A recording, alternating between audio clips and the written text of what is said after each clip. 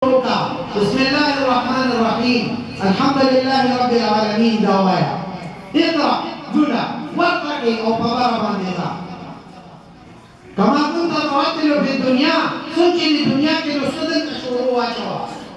نتا جنت منزلنا كدي وي بسم الله الرحمن الرحيم يوم منزلو يوجا الحمد لله رب العالمين وين منزل الرحمن الرحيم درين منزل مالك يوم الدين سلورم منزل سلورم چت پینزم چت شپدم فهر آیات مانبا یو چت دے قدر ماندے روانی حدیث مبارک کے رازی ورطبو بیشی چه آخیرانی آیات کم سے کہ ختم کو من الجنت والناس دی ہوئی بس آخیرانی منزل لستا اور دے جنت دون منزل دون درجین كما كنت ترتل في الدنيا في دنيا تجلس الأستاذ شاملولا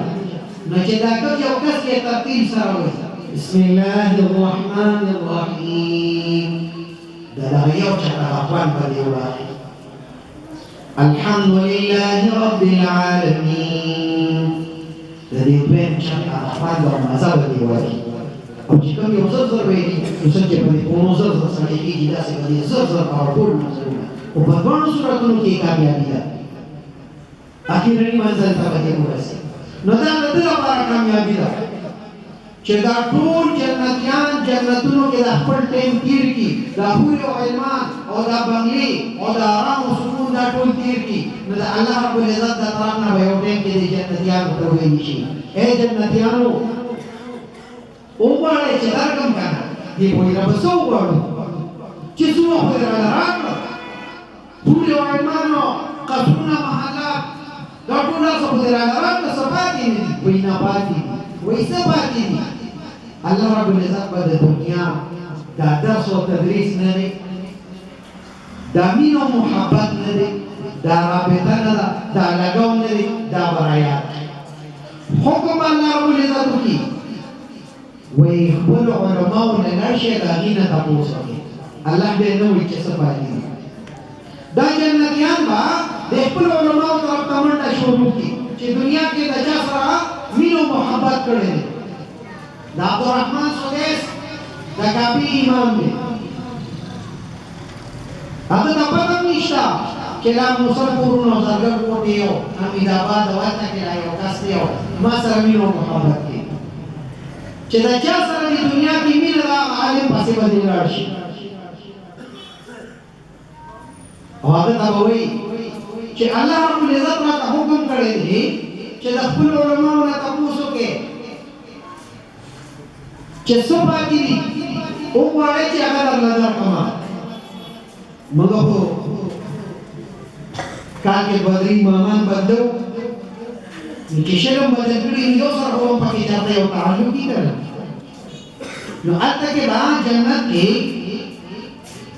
هغه یو کسره چې د کوم سره د مینو محبت دی تبع عبد راشي او دا وګوي چې الله رب العزت راته ویلي دي چې نام څو خپل عالم نه تاسو کا نو څه پاتې دي چې زړه الله رب العزت نه وغواړي نو دا عالم وته وي ګورته الله رب العزت انسان پیدا کړی دا الله پتا احسان دی ټول وایي سبحان الله رب العزت مسلمان پیدا کړي په انسانانو خدای پتا باندې لوی احسان وکړي وای سبحان الله الحمدلله الله رب العزت پتا دا احسان کو چې جنت ته ورلېږي الله پتا دا احسان کو د جنت ټول انعامونه احسانونه تعالی درکړل نو آیا کوم رب چې ته پیدا کړی او تاسو په دې باندې ایمان راوړو دنیا کې دې نو لیدلې جنت کې دې نو لیدو دلته دې نو لیدو او دا په دې باندې پستا ایمان دی او هغه سره پټ پټوند کې احسانونه کوي انعامونه در باندې کوي نو آیا دا هغه رب دیدار دا هغه خالق ملاقات دا تا کړی دی د جنتي وینا وې دا ربنا د رب ملاقات سوال وکړه چې دا ټول احسانونه را باندې کړی دي دا چا کړی دي چې اساس کوی نو جنتیان به خوشاله سره خپل جنتونو ته راشي دا دنیا دا څونه حسن دی د جنتونو حسن دی د دې ټولو چې کوم خالق دی چې هغه څونه حسین وي نو هغه ذات به دې جنتیانو ته بغیر د پردونه د خپل ځان دیدار وکړي دا جنتیان به سوال وکړي او الله رب العزت به ورته خپل ځان وکړي او دې چې الله رب العزت وویني نو د ډېرې خوشحالۍ نه به دا بېهوشه پرېوځي او کله چې په هوش کې راشي نو وایي به اله العالمینه جنت مې نه دی پکار خوري او ایمان مې نه دی پکار د دې آرام او سکون مې نه دی پکار اله العالمینه ما ته د خپل ځان دیدار یو پېره بیا نصیب الله رب العزت دی چې دا څنګه موږ او تاسو د الله په نوم باندې دلته راجمع شوي یو داسې د الله رب العزت زموږ د ټولو په جنت کې راجمع کېدل نصیب او الله رب العزت دې دغه شان د زموږ او تاسو د الله رب العزت دیدار نصیب